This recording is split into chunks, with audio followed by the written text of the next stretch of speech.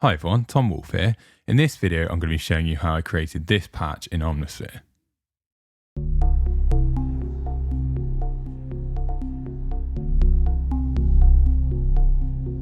And mod wheel.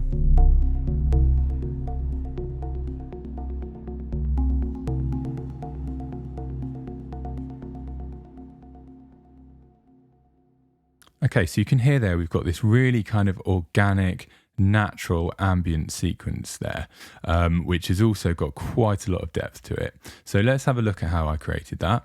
So it's made up of two layers, and on layer A we've got a sound source called cave stalactites, which sounds like this.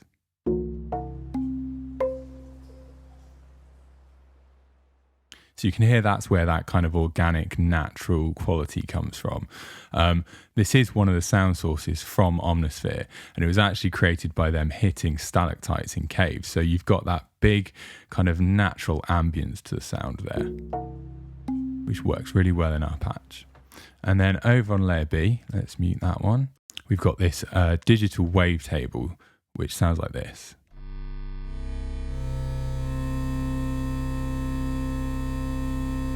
So it's a really kind of buzzy synth sound. If we have a look at where it comes from, it's in the digital wavetables under Bell, and it's a waveform called Frigid.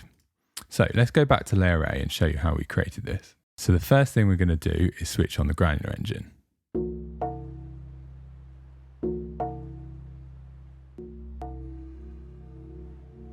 So that gives us a much more kind of ambient granular tail to it. The settings for the Granular Engine, we've got about 3/4 on the grain depth. The intensity is quite low, smoothing around midway, spread all the way up, and we're not pitching the grains or detuning at all. Got it set to position so that we're not, because it's a single hit sound source, we don't really want, it to play too much of this area here because there's not a lot of sound there, obviously. So we've got the position set so that it's mainly focusing on this area of decay here. It's also worth noticing we've got the legacy settings switched on. I think this is the old sort of Granular Engine from, I think, Omnisphere 1. I could be wrong. It could be from Atmosphere. But it kind of has a more sort of, it's not quite as smooth. If we switch that off, you'll see the difference.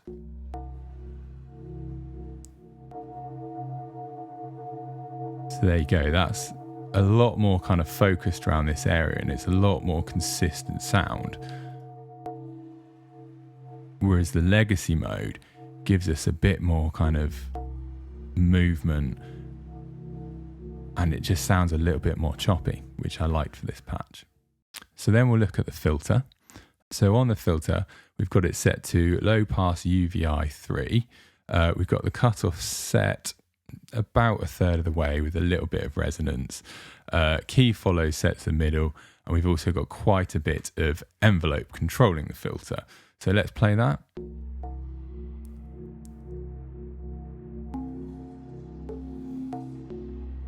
So it's just taking some of it out afterwards, after that initial hit. You can see we've got a relatively quick decay and a really low sustain there.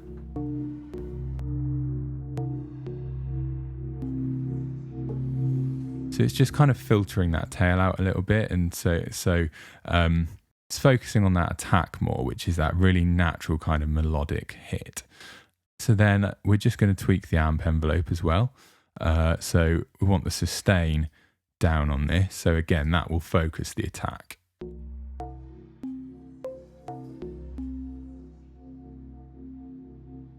There we go. So we've got a bit more kind of staccato sound at the start there. So then let's have a look at layer B. So again, we've got this frigid digital wavetable here, which isn't anything particularly special on its own. The first thing I'm going to do is I'm going to switch on the Unison engine. Now it's a lot kind of bigger and wider there. So we've got the depth set to nothing, we've got the spread set to maximum, and the detune is set very low as well. In fact, that is off. So all it's really doing is just thickening the sound.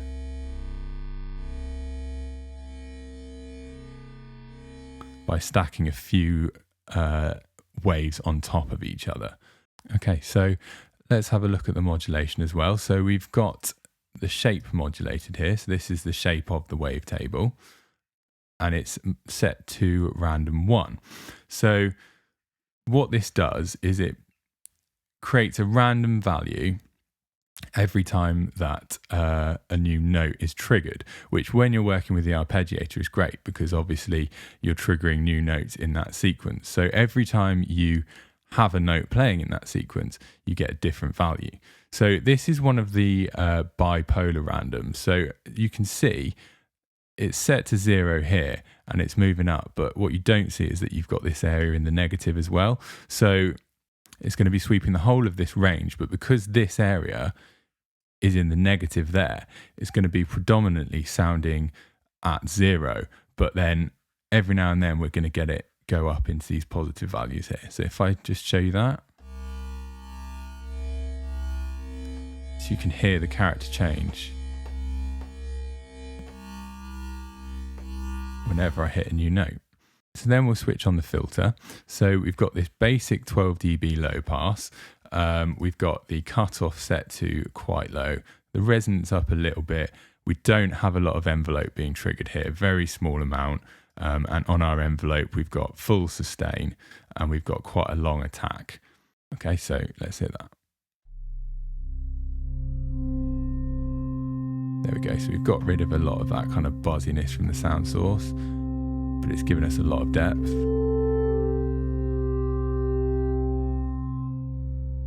And you can see we've got the pitch set to -12 as well. So this is kind of acting as a sub oscillator for it. So let's have a listen to those two sounds together and see if it's starting to sound like our patch.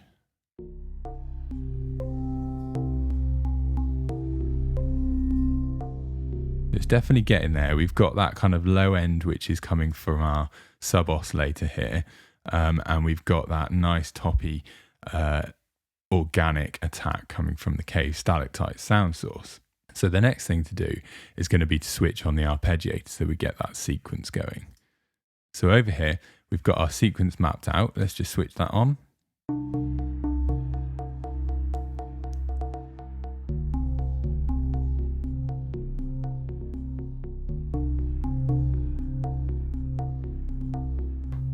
Okay, so we've got this set to 8 notes and it's set to as played. So it's not necessarily going up or down. It's playing it in the order that we trigger it, which works great for this patch. So you can see we've got our sequence programmed in already. We've got quite a lot of velocity programmed in here. Now the velocity on this patch is controlling mostly our cave stalactite sound source through the filter. So you can see the envelope is controlling the filter quite a lot, and then we've got the velocity for the envelope turned up quite a bit, which means that the higher the velocity, the more that envelope is going to affect the filter, so the more the filter is going to open. So for higher velocities, we're going to be getting a much brighter sound. I'll switch that arpeggiator off again quickly just to demonstrate that.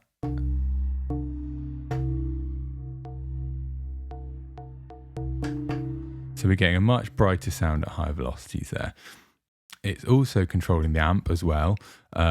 So, you know, the heavier the velocity, the louder the sound is as well. And that's the same over here on our synth engine as well. Again, you know, we're not really controlling the filter too much using our envelope here, but it is being controlled a little bit. So that will be having a slight effect because we have got the velocity turned right up for the filter there. So we've also got these kind of extra modulations, and these were something that were added in Omnisphere 2.5, or was it 2.6? Genuinely can't remember now. But we're working here in Omnisphere 2.6. So here we've got the lowest note set to trigger on this and this note here. So what that means is when I play a sequence, it's always going to play the lowest note on those two. So within the sequence, it will find what the lowest note is and always play it there. So that's great, especially on this first note here, because it just sounds really nice when you kind of hit that. first deep note, and it kind of rings out across the rest of it, which is really nice. We've also got this, which is the step divider. Got its step divider to rise, which basically means instead of playing one note here, it's going to be playing two. It's going to split it into 16ths instead of eighth notes. And it's also going to change the velocity. So the first note is going to be slightly lower velocity than the second note. So let's just hear that in action. You can hear it doubles up on that note there. Okay, so this is starting to sound a lot more like our patch. So next, we're going to look at the effects. So let's have a look at our layer effects first. So all we've got in our layers is we've got a BPM delay here, which we'll look at in a minute because that's not active yet. And we've got a proverb on our synth source there.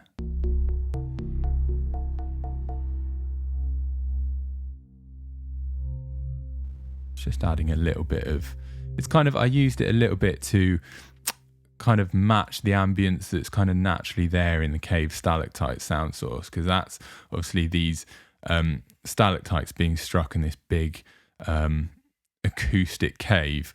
The synth sounded a little bit dry on its own. So I've added the proverb and we've got quite a high mix, around 41%. So it is, you know, more dry than wet. But there's going to be a lot of reverb on that. Got the size turned up quite big, the time fairly long, not a lot of pre-delay, density around middle, a little bit of diffusion. So that's going to be kind of adding to our sound. Then let's have a look at our common effects. So firstly, we've got the modern comp. Let's just turn this down a little bit as well, because that's adding a bit of volume.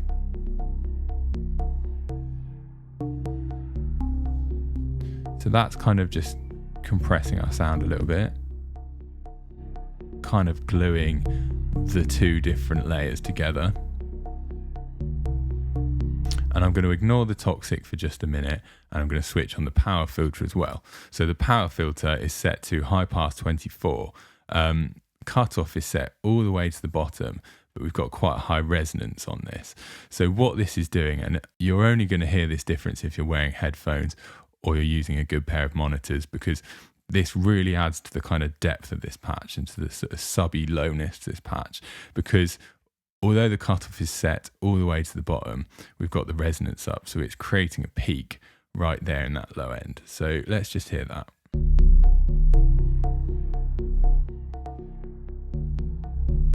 So if you've got headphones on or using good monitors, you can hear that's added a lot of depth to that patch. So then that's the actual sound of our patch. Now all we've got left to look at is our modulators. So we've got the mod wheel for this one. So let's have a little look at what we're controlling with the mod wheel. So here we've got the mod wheel connected to that BPM delay, which I mentioned a second ago, and we've got it also set to the amplitude on our layer 2. So firstly, let's have a little look at our amplitude. So let's switch that on. So our amplitude on this layer is very low anyway, because, you know, the synth engine is a lot louder than that kind of stalactite sound source. So I turned it down a lot. But what this is going to be doing, as you can see, we've got it inverted. So it's going to be turning off that amplitude when we open up the mod wheel. So you kind of lose that synthy bit to it, which makes the sound a lot less deep. Again, if you're listening on headphones, you can hear that's kind of losing that low end there. Then we've got the BPM delay, which is just on our stalactites. So let's switch that on, and the wheel is controlling our mix here. Let's unmute that. We've got that set to just below 50%. It's a BPM delay times 2, so we've got 2 delays that are working here. So we've got one set to a quarter note and one set to a dotted eighth. Quite a lot of feedback. Tone control is up just a little bit. No overdrive on this or anything like that. So let's hear that. So here's the mod wheel. So we're adding this kind of dancing delay over the top of it, which is just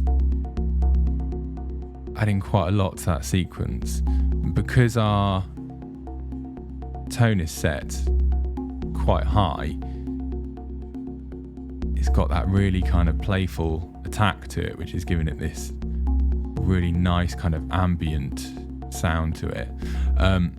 So obviously the reason why I modulated the synth engine for this is because when we're adding the delay, we don't want it to clutter it up too much. We don't want that low end synth to kind of muddy our sound too much, because when we're adding the delay, it would also include that low sub content.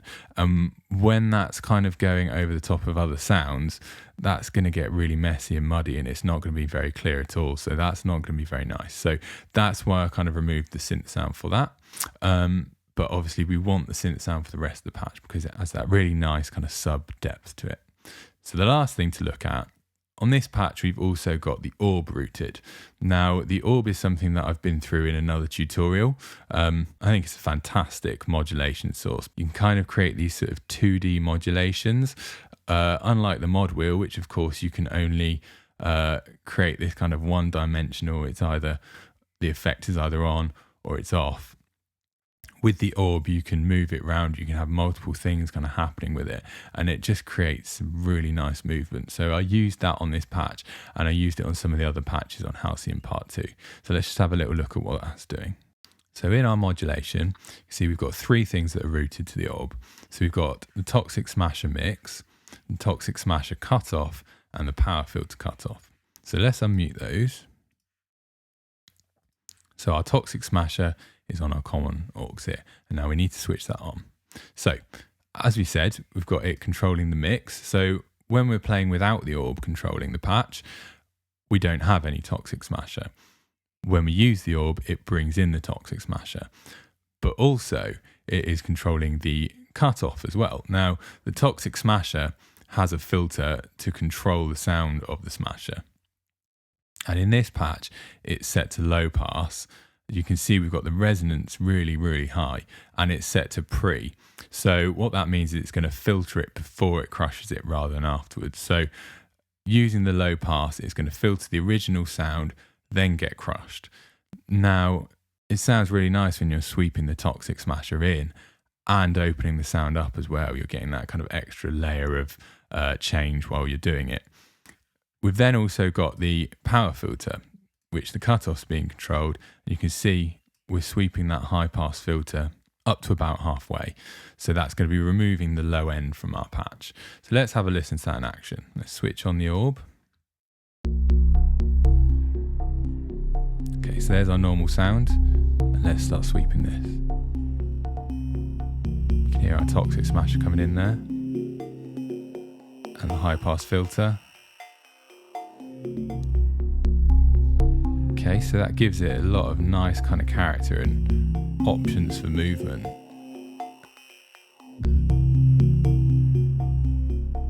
And of course we can use our mod wheel at the same time.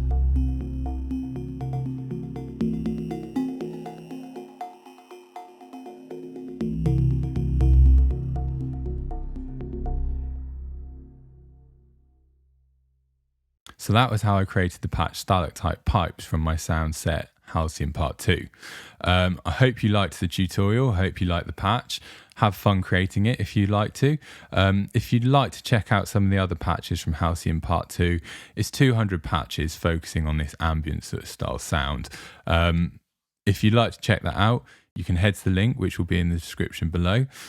Don't forget to hit the subscribe button before you leave as well, so you can keep up with more of these tutorials that I'll be doing, as well as my other soundbank releases. Thanks for watching. Until next time, take care.